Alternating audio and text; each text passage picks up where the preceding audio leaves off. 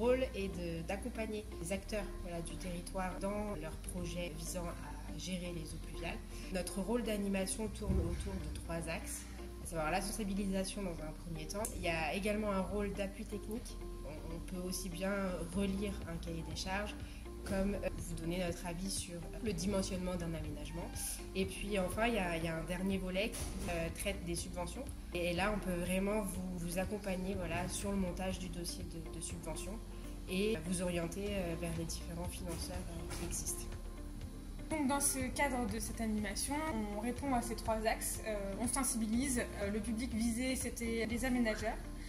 Donc notamment ceux qui font les lotissements, des bureaux d'études avec les architectes, les paysagistes, les bureaux d'études techniques comme les VRD, voirie réseau dimensionnement, les hydrologues, hydrauliciens.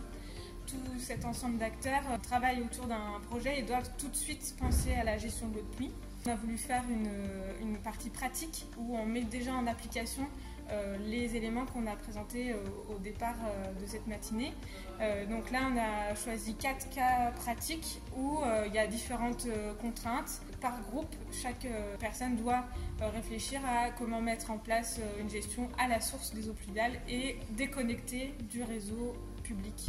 Pour obtenir le maximum d'aide de l'agence de l'eau Seine-Normandie. Voilà, parce que l'objectif c'est que derrière il y ait plus de demandes d'aide de subvention auprès de l'agence de l'eau, parce qu'elle réserve une enveloppe pour ça.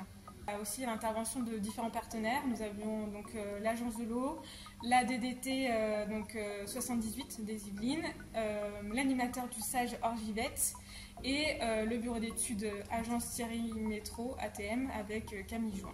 L'agence de l'eau déjà a observé ces dernières années une forte augmentation des projets d'urbanisme intégrant la gestion des eaux pluviales à la source. En 2023, elle a aidé 135 projets sur l'ensemble du territoire francilien, alors qu'il n'y en avait que 37 en 2019. Donc la dynamique est en marche. Elle a été déployée grâce aux animations pluviales qui ont été mises en place sur le territoire francilien. On était très intéressés parce que la gestion des eaux de pluie, c'est un des sujets récurrents dans les projets d'aménagement et qui est central aujourd'hui avec tous les enjeux qu'on connaît. Je pense que c'est plutôt la présentation du syndicat de l'Orge et de l'Yvette qui m'a vraiment intéressé. Donc paysagiste, voilà, c'était ce que je suis venu rechercher. Ce qui est important, c'est de repartir justement avec les quelques leviers, de pouvoir calculer assez rapidement l'éligibilité et de comprendre ce qui est éligible et ce qui n'est pas éligible. Ça permet de repartir avec, j'ai l'impression, les éléments pour travailler derrière.